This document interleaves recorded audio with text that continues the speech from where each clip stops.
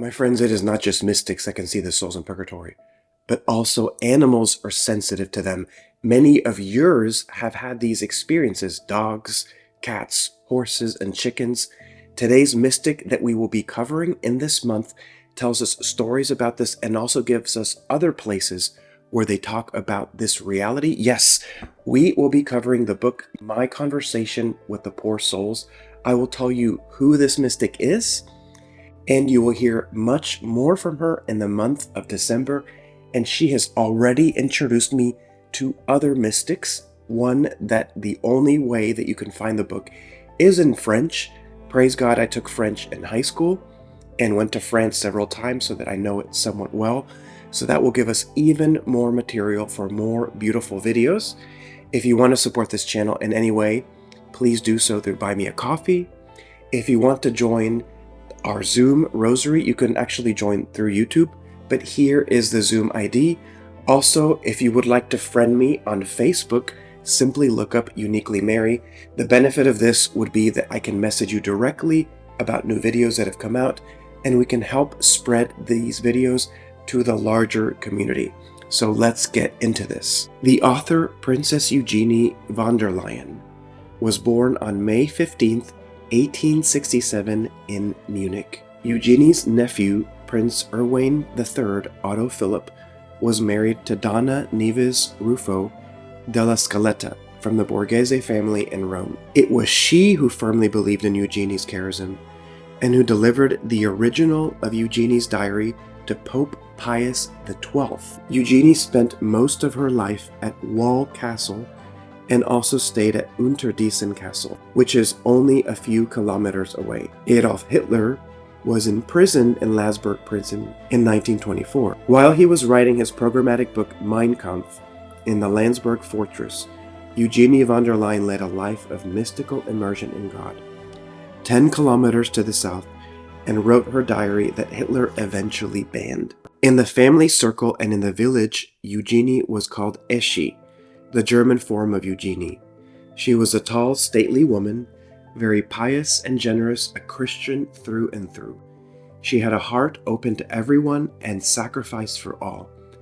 Eugenie often asked the souls why they came to her, and the answer was always, "The way to you is open." She had the talent of always giving the right gift, and she always had a smile for everyone. Eugenie von der Leyen had to lead a double life, which put a lot of mental strain on her, as you can see between the lines, again and again. Only the little hereditary Prince Wolfram and the domestic animals have seen her apparitions, nobody else.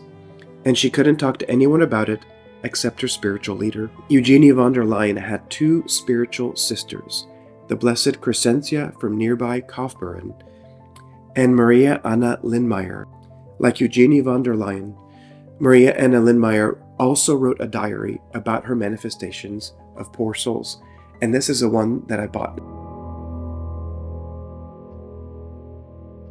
In the Third Reich, like the poems of Reinhold Schneider. Now, here is the small portion that speaks about animals, with some footnotes that give additional information. In the section referring to the murdered shepherd Fritz on June 21st, the horrid man was there for more than an hour in the night, constantly pacing back and forth. He has shaggy black hair and hideous eyes. Also saw the woman sitting in the chicken yard. She's getting friendlier but doesn't answer.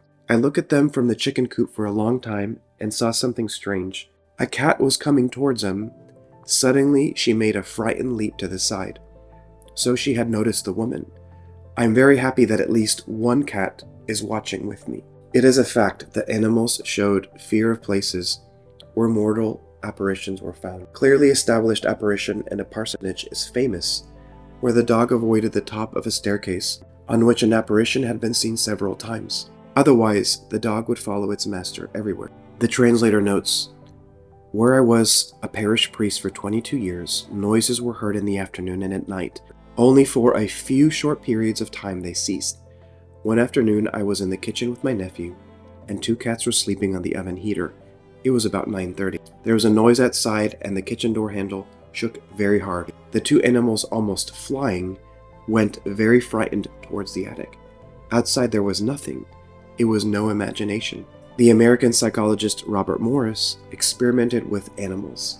a dog, a cat, a rattlesnake, and a rat by putting them in a haunted house right in the room where a homicide had been committed. As reported, the dog growled and left there, and it was impossible to convince him to go back in. The cat in his turn bristled his hair, and out of sheer fear he nailed his nails to his master, who was carrying him in her arms while he looked at a specific point. As for the rattlesnake, he adopted an attack stance aimed at the same part of the room that the cat had been looking at.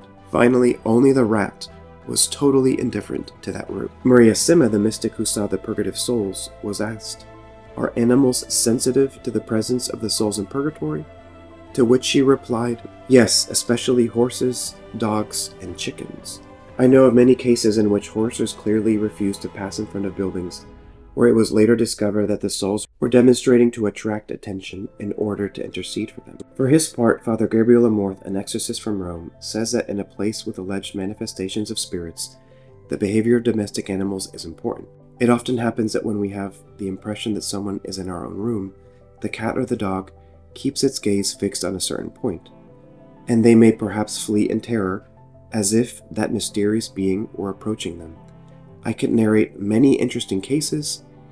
For the moment, it is enough for me to say that, in my opinion, animals do not see anything in particular, but rather have a greater sensitivity than man to notice an eventual presence. The Bible, by the way, narrates a case of a donkey who was able to see a spiritual presence, but it was not terrifying, but an angel. It is narrated in the book of Numbers. Balaam has been entrusted by the king of Moab with the task of cursing the Israelites. Balaam mounted his donkey to do the job, but an angel got in the way to hinder him, and the animal did not advance and left the road despite the blows that his master gave him. Finally, the donkey speaks to Balaam, and God opens Balaam's eyes, allowing him to see the angel.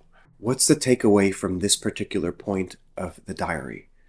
Number one, if we can't see the souls in purgatory, it's for two reasons.